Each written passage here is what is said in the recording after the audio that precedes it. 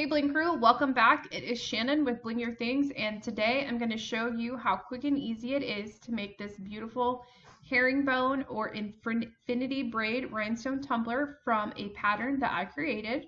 Using a pattern is going to make creating rhinestone designs so easy for you. It literally removes the trial and error phase to create seamless designs because I've already done all the work for you.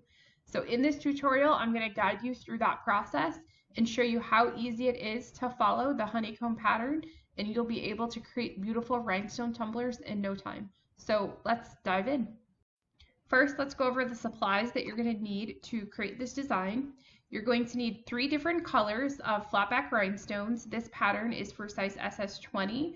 I'm using our neon line of rhinestones. I'm using neon white, neon pink, and neon purple.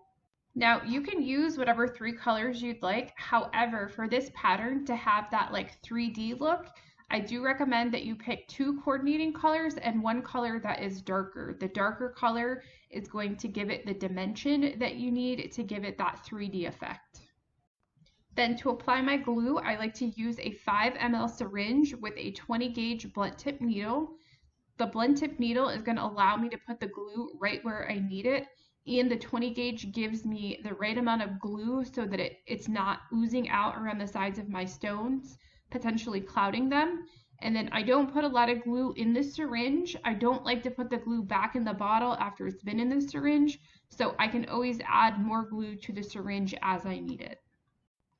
And the glue that I'm using, I normally would show on video, but I didn't do that this time, is Super-Tite Fusion Tack. This is a white glue that dries clear, and it is perfect for making tumblers like this. I already started a few rows of this tumbler so you can start to see what it looks like. I am using a 20-ounce straight tumbler from Maker Flow Crafts. Before applying the stones though, I did prep it by sanding with a 60 grit sandpaper, and then I cleaned off all of the dust and debris with rubbing alcohol. So I do recommend you prep all of your projects before you apply your rhinestones.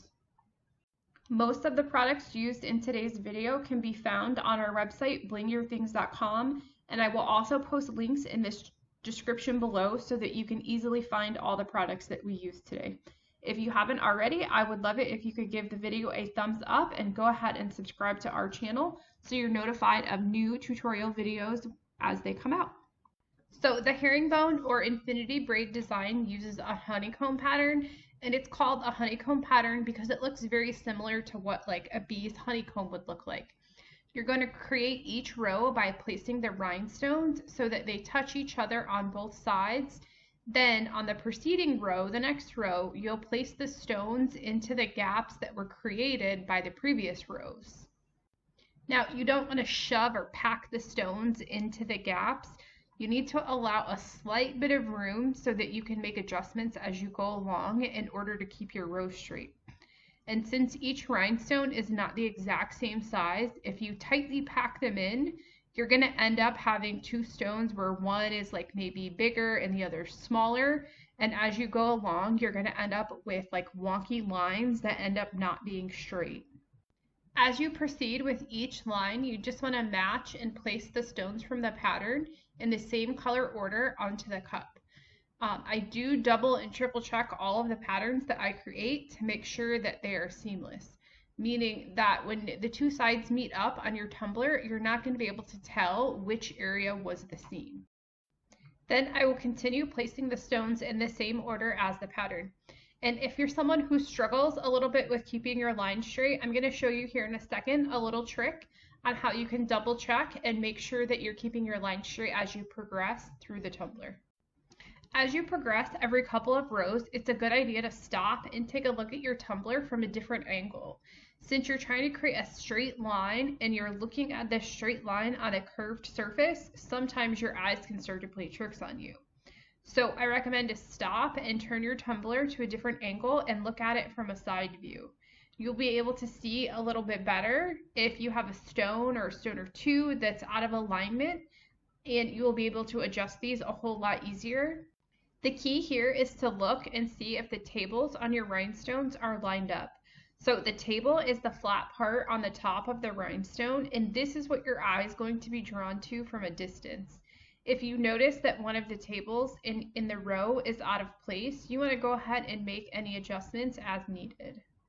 This also leads into the tip I mentioned earlier to help you keep your line straight. What you're going to do is you're going to place your tumbler on a flat surface. I'm just using my desk, then stack a few stationary items next to the tumbler. Here I'm just using my rhinestone trays because they're right here. You could also use a book or whatever you have, just something that isn't going to move. Then take a pencil and lay it on top of the stationary item and turn your tumbler all the way around so that you're making a little tick mark with the pencil. This will give you a perfectly straight line, so you can use this as a double check to make sure that you're keeping your line straight.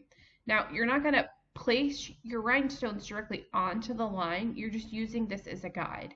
Then you can make as many lines or tick marks as you need, but I wouldn't recommend making a line for each row that you're going to do, just maybe every couple of inches. It's just an extra step to help keep you on track as you progress. Then the final little quick tip I wanted to show you is how to mark your starting stone. I just use a small piece of masking tape and I place it on the inside of the tumbler. I place it right at the end of the first stone from that first row.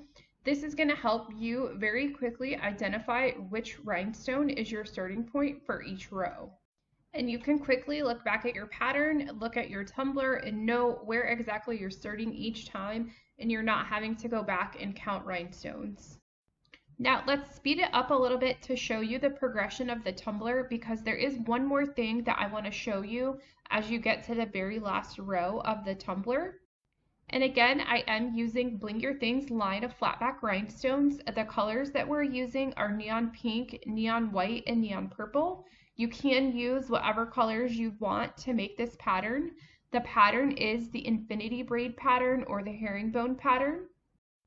And you can find them on our website, blingyourthings.com. I will post links to all the products like the 20-ounce Maker Flow tumbler that I'm using today in the description below as well.